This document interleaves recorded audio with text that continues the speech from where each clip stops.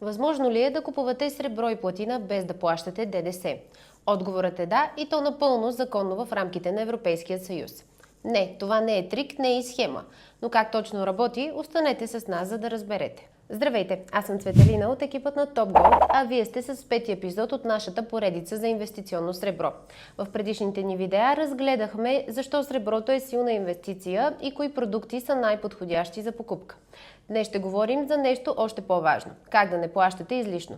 Ще разгледаме различни възможности, както за физически лица, така и за фирми. И ще обясним кога и как покупката на сребро и платина с 0% ДДС е напълно възможна в рамките на Европейския съюз.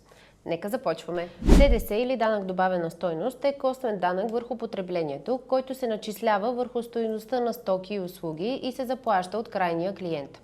За разлика от инвестиционното злато, което е освободено от данък добавена стойност в Европейския съюз, среброто и платината се третират като облагаеми стоки, като в България стандартната ставка е 20%, което директно увеличава цената при покупка. Причината е, че тези метали имат силно индустриално приложение.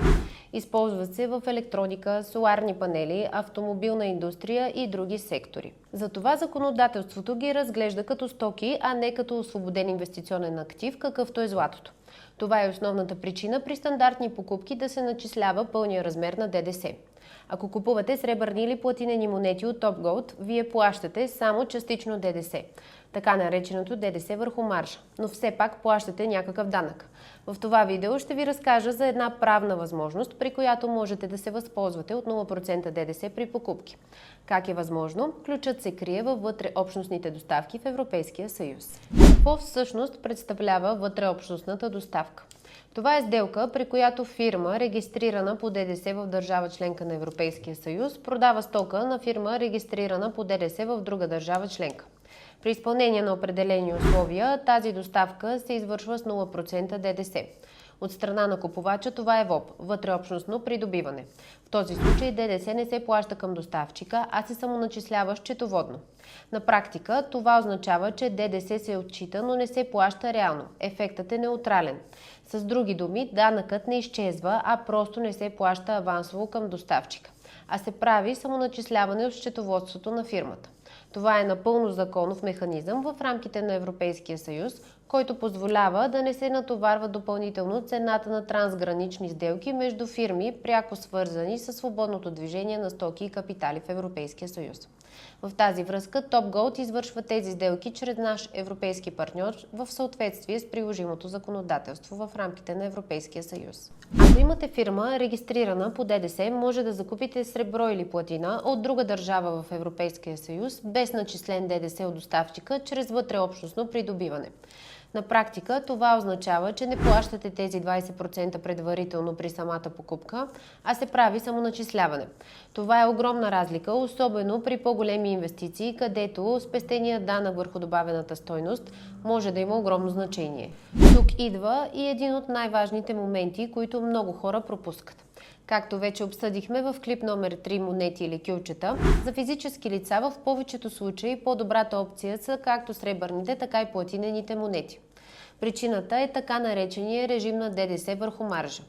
Важно е да се отбележи, че този режим се прилага при определени условия, основно при инвестиционни монети, но никога при кюлчета.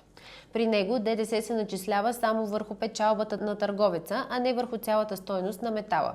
Това прави крайната цена значително по-изгодна в сравнение с стандартното облагане. Този принцип важи и при платината. При инвестиционните платинени монети също може да се прилага режим на ДДС върху маржа, докато при кюлчетата това няма как да бъде възможно. А какво става при кюлчетата?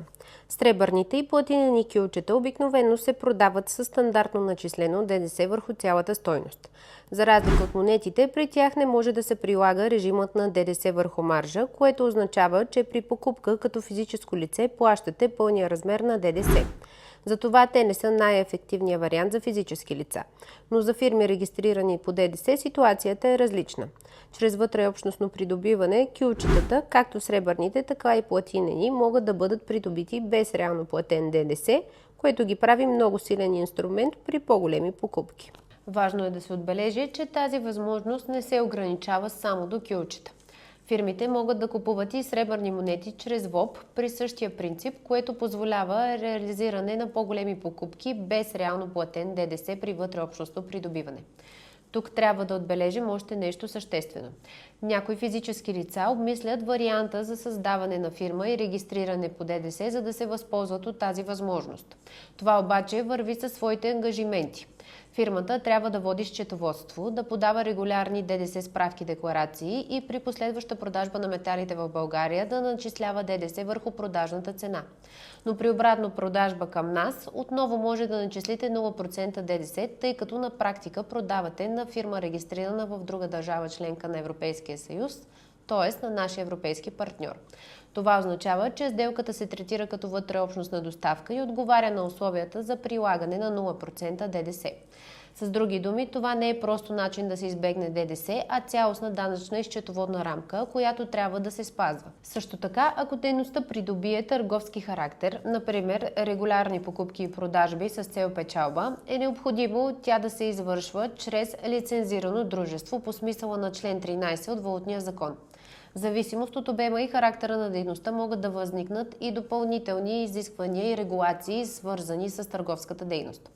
Затова този подход е най-подходящ за клиенти, които предпочитат по-големи инвестиции и са готови да работят с счетоводител и ясна структура. Ние от Top Gold можем да съдействаме с целия процес. Регистрация на фирма, регистрация по ДДС, лиценз, както и насоки за правилното структуриране на покупките. При интерес сме на разположение за съдействие и консултация на телефоните, посочени в описанието на видеото. Най-просто казано, за физически лица най-често по-добрия вариант са сребърните монети поради режима на ДДС върху маржа и по-изгодната крайна цена.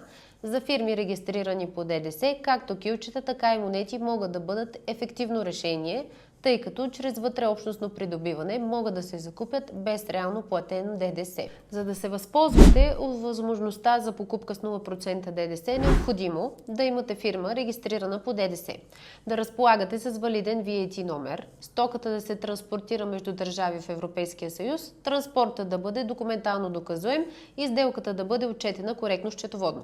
Важно е да се подчертае, че това е напълно законова практика в рамките на Европейския съюз, но изисква правилно счетоводно обслужване и добра предварителна подготовка.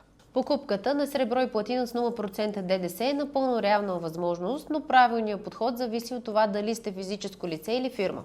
Опциите за закупуване с 0% ДДС можете да разгледате в разделите Сребро за фирми и Платина за фирми на нашия сайт TopGold.bg. Продуктите, подходящи за физически лица, ще откриете в разделите Сребро на дребно и Платина на дребно. Ако обмисляте своята инвестиция и искате да разберете най-добрия вариант, свържете се с нас. Ще се радваме да ви съдействаме. Информацията, предоставена в това видео, има изцяло образователен характер и не представлява инвестиционен съвет. При поръчки от сайта на Top Gold може да се възползвате и от отстъпка с промокод SVETI1. Извършваме доставка в цялата страна в рамките на един работен ден. Ако темата за благородните метали ви е интересна, абонирайте се за канала и не забравяйте да натиснете камбанката, за да не пропуснете следващите ни видеа. В 6-ти епизод ще разгледаме един от най-подценените метали в момента – платината. Ще говорим за нейните основи и ще обсъдим популярни продукти и възможностите, които тя предлага на инвеститорите. Благодаря ви, че бяхте с мен и до нови срещи!